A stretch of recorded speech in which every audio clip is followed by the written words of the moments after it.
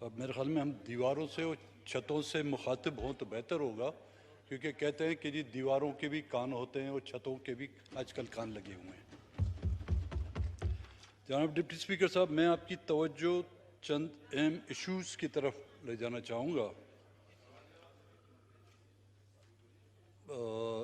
जिसमें बलूचिस्तान और आपके मुल्तान के जो निश्तर हॉस्पिटल में जो लाशों के जो अंबार लगाए गए थे। जनाब स्पीकर साहब, ज़ियारत का एक वाक़या हुआ था 14 जुलाई को, जिसमें 9 अफराद की लाशें गिराई गई थी। फिर 15 जुलाई को 2 और अफराद की जो है लाशें गिराई गई। दिखाया ये गया जी कि ये दहशतगर्द थे और इन्होंने आर्म फोर्सेस पर हमले किए हैं और जिसके नतीजे में उनके साथ फोर्सेस का मुकाबला हुआ और वो मार दिए गए। इसी तरह 16 अक्टूबर को मस्तूंग के काबू इलाके में 5 मजीद अफराद को इनकाउंटर करके मार दिया गया और 17 अक्टूबर को एक बार फिर वही तारीखें दोहराई दी गई। 4 और अफराद को खारान में जो है गोलियां मारकर शहीद कर दिया गया।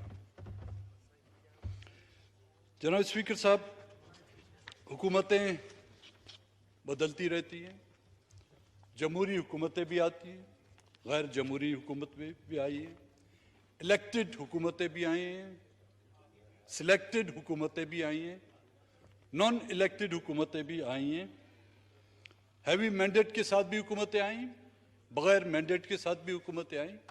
लेकिन बलूचिस्तान के हालात क्यों तब्दील नहीं हो रहे? 1947 से लेकर आज दिन तक सूबाई असम्बलियों से लेकर सेनेट से लेकर कौमी असम्बलियों तक हम रोजाना हर रोज कोई ना कोई एक मसला लाके ऐवान के सामने, हुक्मरानों के सामने रखते हैं, लेकिन बलूचिस्तान के हालात तब्दील क्यों नहीं हो रहे? मुख्तलिफ पॉलिटिकल पार्टियों की हुकूमतें आती हैं, निज़ामात तब्दील किए जाते हैं, आइन में तब्दीलियां लाई जाती है, लेकिन बलूचिस्तान में क्यों तब्दीली नहीं आती?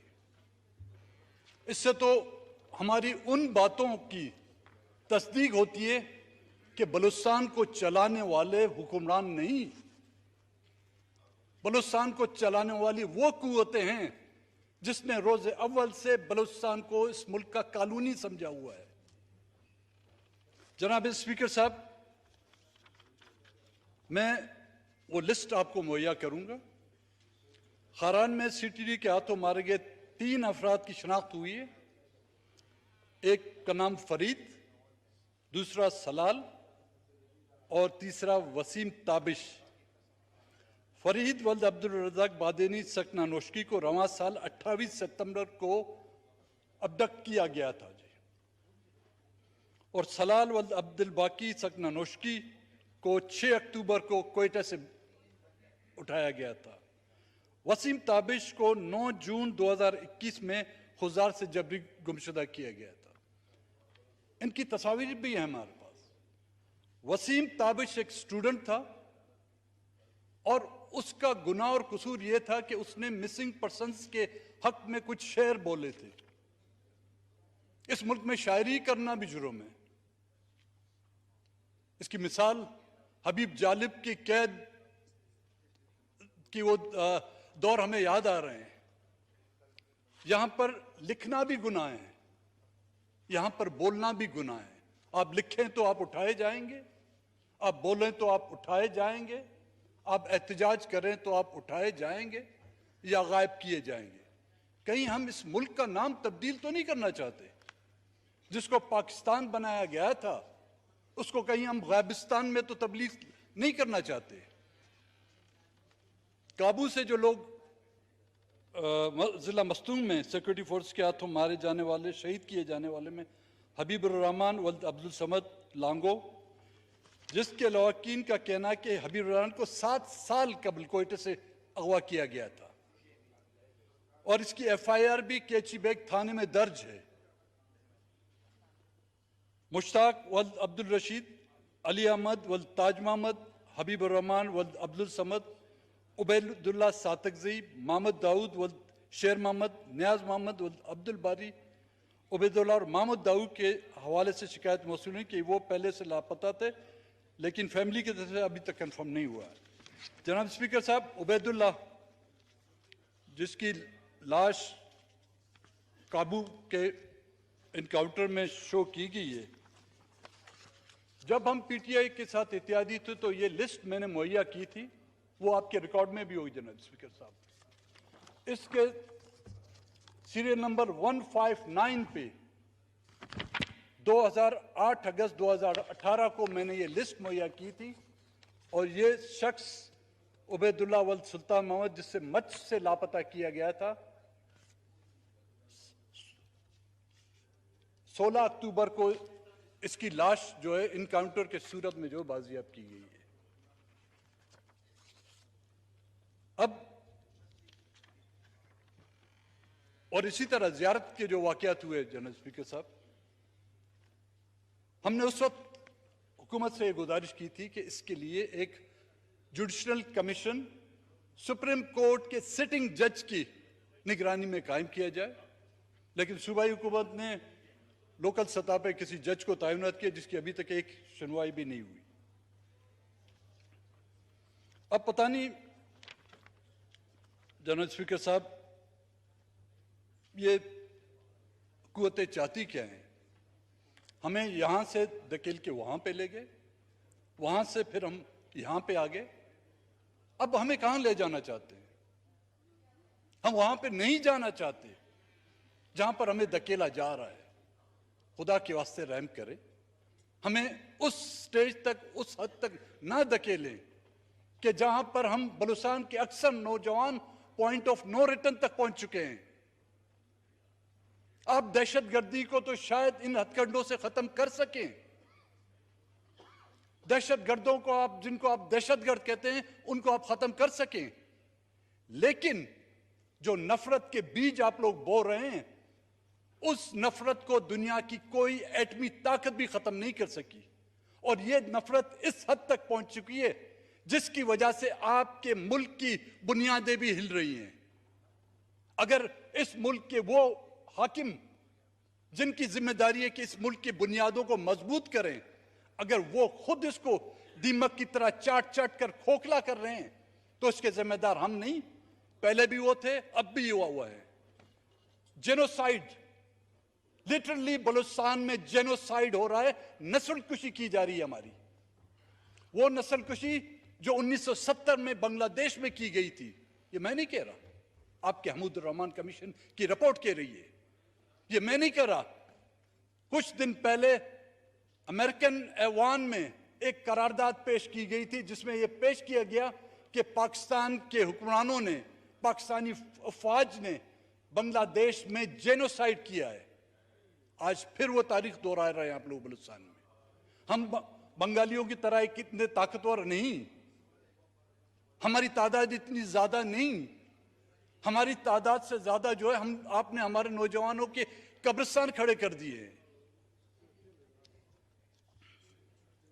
और कहते हैं कि जब भी हम हुक्मरानों से बात करते हैं, कहते हैं ये लोग तो जी अफगानिस्तान में, अफगानिस्तान से आते हैं, यहां पे कार्रवाई करके चले जाते हैं, फिर अफगानिस्तान। भाई एक जमाने में अफगानिस्तान तो आपके हाथ में नहीं था, अब तो माशाल्लाह अफगानिस्तान आपके बकौल, आपकी कोशिशों से जो वो आपका मुल्क का 5वां सूबा बन गया है। और वहां पर आपके बगैर चाहते हुए कोई चिड़िया पर तक नहीं लगा सकती, तो कैसे अभी भी वो लोग अफगानिस्तान में बैठे हुए हैं। वो एक की तादाद नहीं है, हजारों की तादाद है। अगर वो अफगानिस्तान में है तो उनके लिए माजर कैंप बनाए गए होंगे। क्या उनके लिए कोई वहां पर कोई माजर कैंप बनाया गया है जिसमें वो अभी तक हैं? लेकिन हैं अफगानिस्तान में, लाशें यहां से बरामद हो रही है। जनाब स्पीकर साहब, इनकी शक्ल सूरत देखिए आप, लगता है ये बलूचिस्तान की पहाड़ों पे नहीं, जहां पर गर्मियों में टेम्परेचर जो है 48 से 50 तक जाके पहुंचता है, लगता है सियाचिन या कश्मीर की पहाड़ों में इन्होंने जंग लड़ी होगी, जिनकी रंगत जो है वो सब्ज होने की बजाय और गोरी चिपटी हो गई है। उनका हुलिया, उनका दाढ़ी का तराश, कोई भी पहाड़ में बैठा हुआ शख्स जो है ना अपने साथ 5 स्टार का जो है बार्बर या हजाम लेके नहीं घूमता होगा, जो उसकी दाढ़ी भी तराशे और उनके सबके बालों को जो है ना एक ही तर्ज से काटे। ये सिर्फ एक ही कुव्वतें कर सकती है, जिनके बारे में हम जब कहते हैं जी आप इदारों के बारे में बात करें, तो भाई किसके बारे में हम बात करें? ये आफत तो खुदा ने तो हम पे नहीं लाई है ना। इसके जिम्मेदार क्या यहां के हुक्मरान नहीं, वो कुव्वतें नहीं जिनके हाथों से रोजाना हमारी लाशें उठाई जाती है? ना धकेले हमें उस स्टेज पर, और एक बार हम लोग उस स्टेज पर चले गए तो फिर वापस आने की फिर हमसे उम्मीद ना रखें।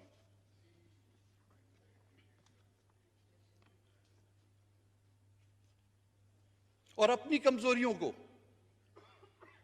जब कोई दहशतगर्दी का वाकया होता है तो उनके पीछे जाने के बजाय, उनका पीछा करने के बजाय, जो इन्होंने स्टाफ में अपने अकूबत खानों में, तहखानों में जिन नौजवानों को रखा हुआ है, उनमें से चंद एक मार के फेंक के और अपना स्कोर कंप्लीट करना चाहते हैं, पूरा करना चाहते हैं कि जी हाँ हमने दहशतगर्द मार दिए। भाई दहशतगर्द आपने नहीं मारे। दहशतगर्द मारने के लिए जब आप जाने की जरूरत नहीं कर सकते, आप दहशतगर्दों के पीछा करने की जरूरत नहीं है आप लोगों में। आप सिर्फ मासूम और बेगुनाहों को जो है उनके खून से अपने हाथ रंगने में जो है आपकी तारीख लिखी हुई है, चाहे वो बांग्लादेश की तारीख हो, चाहे बलूचिस्तान की तारीख हो, चाहे खैबर पख्तूनख्वा की तारीख हो या वजीरिस्तान की तारीख हो, सिर्फ और सिर्फ आपके हाथ जो है उन लोगों के खून से रंगे हुए हैं।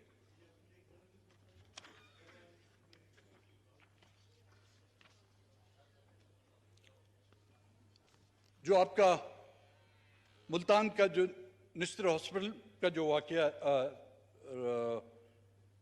जो लाशें मिली हैं, कोई कहता है 200 हैं, कोई कहता है 500 है, अब अल्लाह ही जाने कितनी है।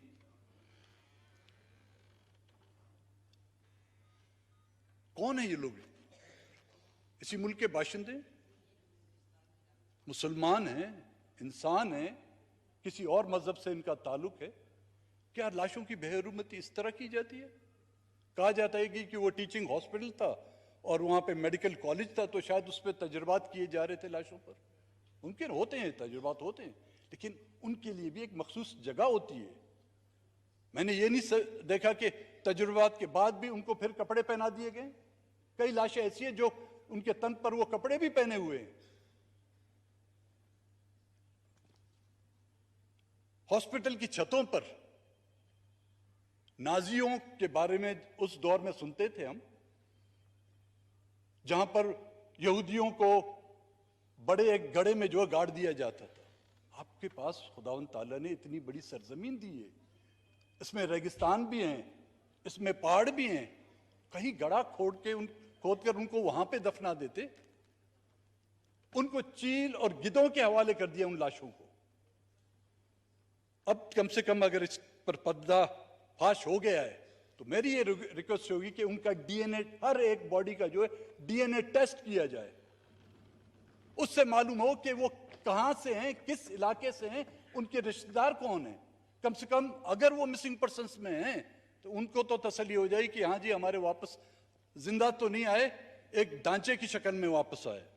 और इसी तरह इस वाकये की जियारत, खारान और मस्तूम के जो फेक इनकाउंटर किए जा रहे हैं, मेरी ये गुजारिश होगी जनाब स्पीकर साहब आपसे कि इसके लिए एक हाई लेवल की judicial inquiry commission, supreme court के सिटिंग जज के सरबराही में कमीशन बनाया जाए, अगर इन मामलात को हल करना चाहते हैं। नहीं तो इस मामलात को आप इसी तरह डील देकर और चलाना चाहते हैं। हमारी सिर्फ ख्वाहिशात और हमारी तरजीहात इलेक्शन, सिलेक्शन और वर्ल्ड बैंक, IMF या एक्सटेंशन हुई तो फिर रहने दें इसको। अगर हमारी तरजीहात में इलेक्शन और वो सिलेक्शन है तो फिर इनको रहने दें।